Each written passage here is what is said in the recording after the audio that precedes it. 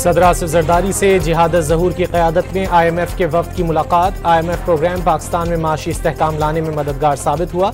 सदर मुमलिकत की गुफ्तगू।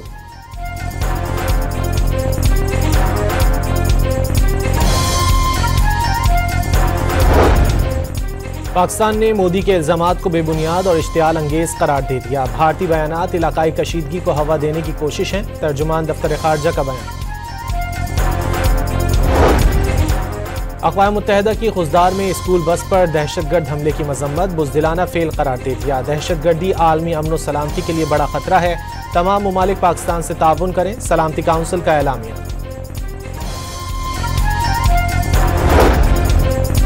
मियांवाली के इलाके रहमानी खेल मोड़ के करीब CTD से मुकाबले में 3 दहशतगर्द हलाक, 6 फरार होने में कामयाब। मुलजिमान के कब्जे से राइफलें, दस्ती बम और बारूदी मवाद बरामद।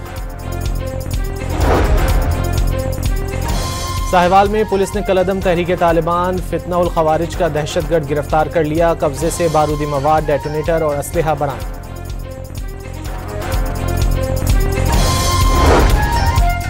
बन्नू में पुलिस चौकी पर दहशतगर्दों का भारी हथियारों से हमला। पुलिस एहलकार शदीद जख्मी हो गया।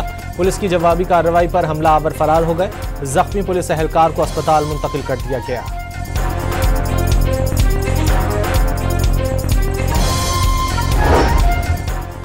आर्मी चीफ आसिम मुनीर को बैटन ऑफ फील्ड मार्शल से नवाज दिया गया। ऐवान सदर में मुनक्किदा पुरवकार तकरीब में सदर मुमलिकत आसिफ अली जरदारी और वज़ीर आज़म शहबाज शरीफ ने एजाज़ अता किया।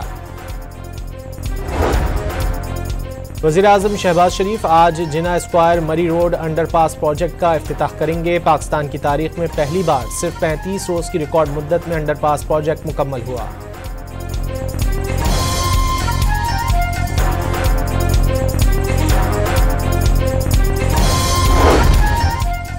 कराची की इंसदाद दहशतगर्दी अदालत में सानह 12 मई केस की समाअत। गवाहों की अदम हाजिरी पर अदालत शदीद नाराज। तफ्तीशी अफसर की सरजनिश। आइंदा समाअत पर गवाह पेश करने का हुक्म।